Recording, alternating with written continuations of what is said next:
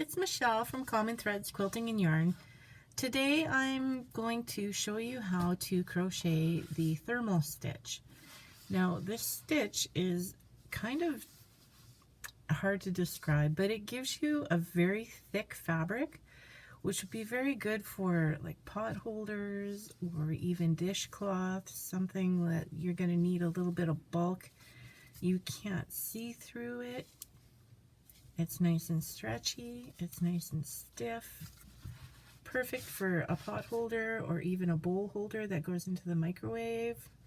As long as you make it out of 100% cotton, it should be okay for the microwave. So we'll get started. For this tutorial, I'm going to use a 6.5mm crochet hook and just some crafting cotton that I bought somewhere in my travels. So the first thing you do is you make your slip knot. You chain to the length of your project, whatever length you would like to make it. For this demonstration, I'm going to make 21 chains.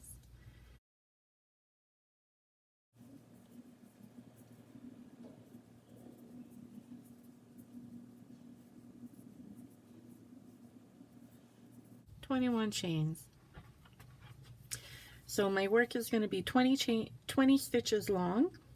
I put one extra chain to bulk up my stitches so that it elevates it to the next level, the next row. So 21. What you do is you go in the back loop of your chains one at a time. I'm working in the second chain from the hook, so not this one, this one. Yarn over, pull through, yarn over, and pull through 2. That's a single crochet. You just make single crochet in the back loop all the way to the end.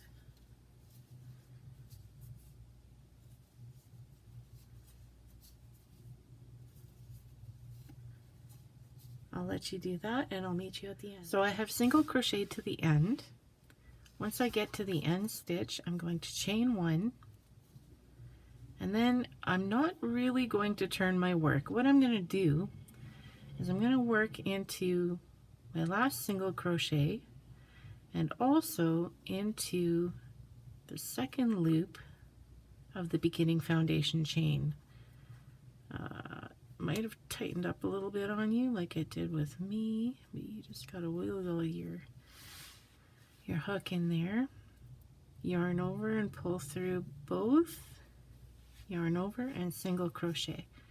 So you're going to do this again all the way down.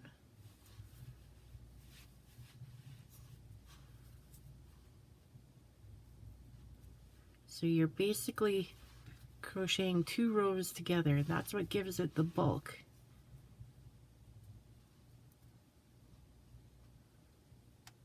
Come on, get in there. In the back loop and in the loop of the chain. In the back loop. So you're only working through 1 loop. You see there's 2 there? You're only working in the back loop and in the remaining loop of the foundation chain of the stitch below it.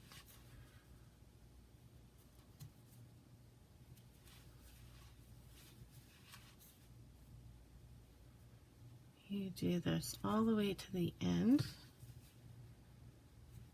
and I will meet you there. Okay, now that I'm at the end of my second row, I will chain 1. And you're going to do the same thing again. You don't really turn your work. You kind of just go, like, it's hard to describe. You just kind of go backwards. So you're going to go into the back loop of the last single crochet you made and into the last loop of the row below. You'll see these loops coming across here. Those are the ones that you want to crochet into. And you single crochet. Next one, single crochet. Whoops.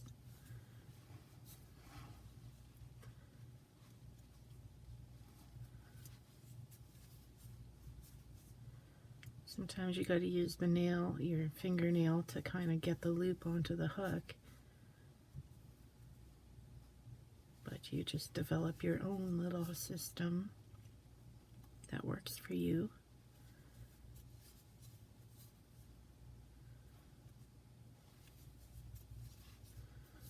All the way to the end again.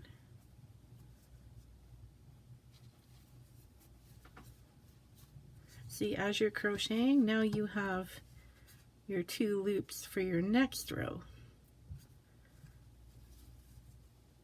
So always in the back loop of the last worked row and the remaining loop of the row below it. I hope that this is clear.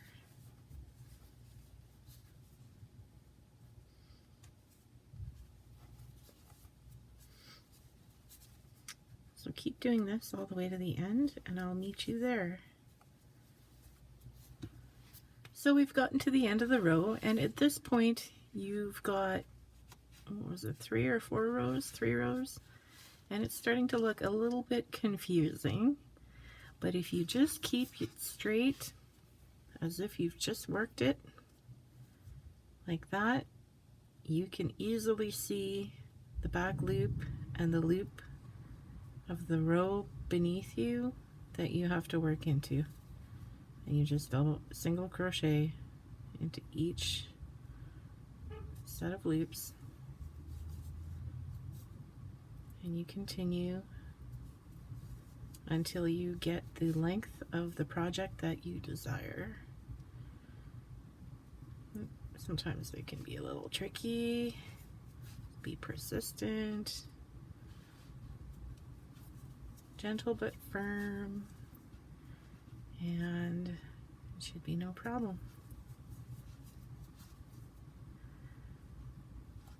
So I'll let you work on that, and I will come back and show you how to finish it off once you've got your length. Okay, so I've done a few more rows and I'm going to finish it off. So I've chained my 1. What I'm going to do is I'm going to go into both the front and back loops of the last work stitch and into the remaining loop of the stitch from the row below. So I'll be going under 3 loops altogether. Yarn over and pull through. Some people do a slip stitch, some people do a single crochet. I'm going to do a single crochet. I'll show you. I'll go under both and then under that remaining one and do a single crochet. Under both, that remaining one, single crochet. You do that. When you get really good at it, you can get all 3 loops in one deep dive here.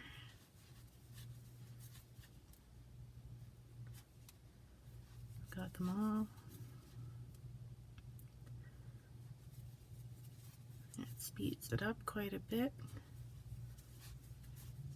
And then that way you can see that it's all crocheted together. So you don't have that double bulky line there. It just kind of seams it all up together nicely and gives it a nice edge.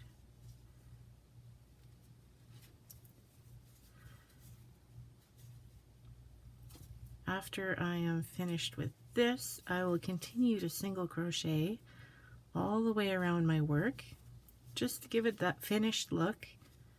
I mean, everybody's different, of course. Everybody has their own preference, but that is how I like to finish it up.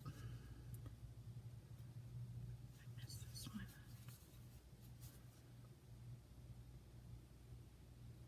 one. Come on, you. Get in there. It can be a little tricky, but once you get your groove, it's no problem. That is the thermal stitch. Once you get a project, you'll see how nice and dense and thick this fabric is. Just perfect for even slippers or anything like that. Thank you so much for watching, and like and subscribe and share this video till it can't be shared no more. Thank you so much.